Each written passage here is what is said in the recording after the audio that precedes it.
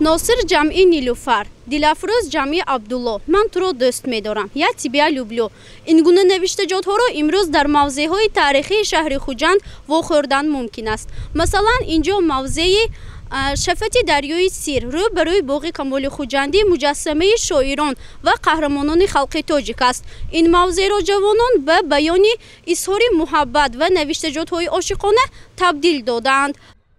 майдони муҷассамаи шоирону қаҳрамонони халқи тоҷик рӯ ба рӯи боғи фарҳангӣ фароғатӣ ба номи Камоли Хуҷандӣ имрӯз барои ҷавонон пурра ба як мавзеи баёни изҳори меҳру муҳаббат табдил ёфтааст. ҷавонон ба ҷуз аз навиштани суханҳои ошиқона ному насаби дӯстдоштии худро гузоштанд. ҳатто ҳолатҳое ба мушоҳида расид, ки рақами телефони ҷавон ба дӯстдоштааш гузошта шудааст. агар ин рафтори ҷавонон аз як тараф паст будани маданияти онҳоро нишон диҳад, аз тарафи дигар ҳусни шаҳрро коста месозад. зеро ба ҷои он ки дӯстдоштии худро ҳимоя ва ё ин ки ҳифз кунанд, рӯи рост ному насабашро ифшо карда, ҳатто рақами телефони худро гузоштанд.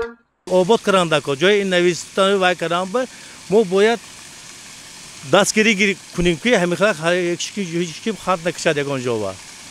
чунки вай ҷои таърихӣ ҳама ин қадимтарин ҷои таърихӣ, мисол мана Камоли Хуҷандӣ, мана таълим медодаги мактабҳо, мактаби олӣ, ҳамаҳо бояд ҳамаҳо ту назорат кунанд. асонаҳои падару модар خوردش تربیت نقض گیرد این خیلی چیزا نمیشه. مثلا کلانا گذارد، مثلا سلام دادن، یگان شگه باشد جای دادن، یعنی همین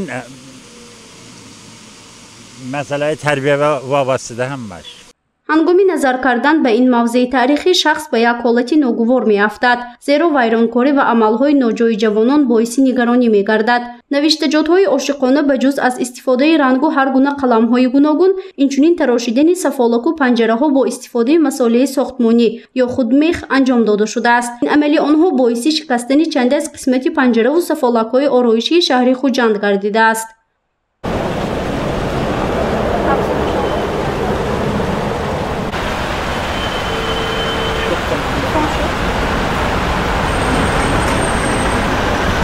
чанде аз сокинон ва роҳгузарон ҳам аз амалҳои ноҷои ҷавонон изҳори нигаронӣ мекунанд, зеро мавзеъҳои таърихии шаҳри Хуҷанд ин ҷои муқаддас, баёнгари расму оин, инчунин таърихи қадимаи халқи тоҷик буда, баёни изҳори муҳаббат дар ин ҷойҳо тамоман нодуруст аст, зикр мекунанд сокинон. калонсолон бошанд, ин рафтори ҷавононро ба тарбияи нодуруст ва беаҳамиятӣ дар оилаву мактабу донишгоҳ рабт медиҳанд. падару модари ҳамаҳо ҳамаинҷо овод караги ҳамана тӯру зор нахунам. ҳозир мо дидем аз кадом тарафҳои Россия омдагӣ ҳамин боғ чалда гаштааст.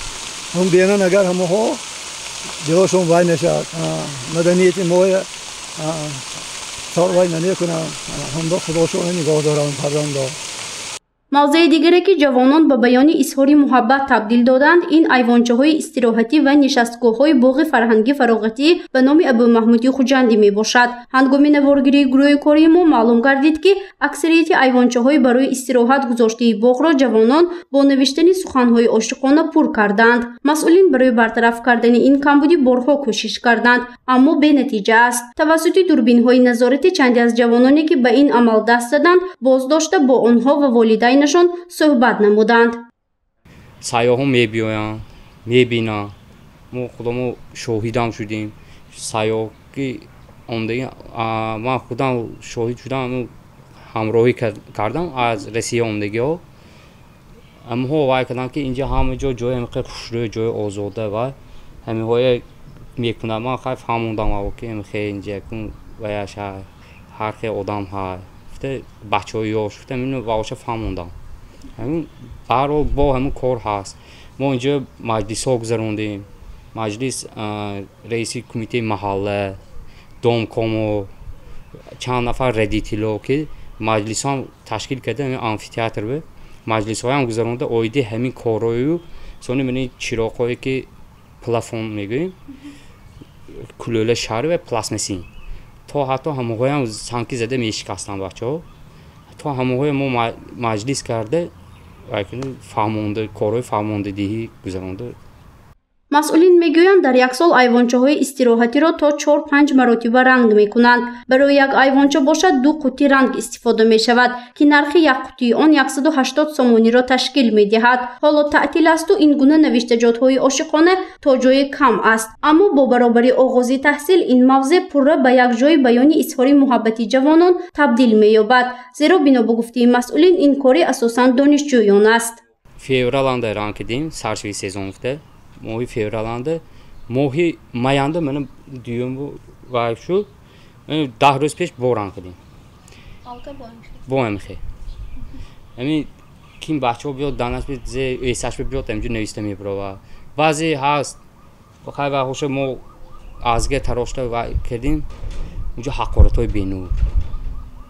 Behad bahçeyi ki جوانایی که حاضر جوانا به حد باشون پسولگی ما اکنون آگاه کردیم بعضی هاشون پدر و مادرش دعوت کردیم خیلی عمدن همه امروز رو میبینیم رنگش آورده میتیم یا و خیلی بچه من یا تازه میکنن خیلی تازه کنن سرانو با تگش میموند من خیلی من یا همش تازه کردیم یا تگ موندگی تازه میکنن بعضی هاشون رنگ آوردن یک قطعه رنگ کنی اینجا یک بانک رنگشون نمیرسه.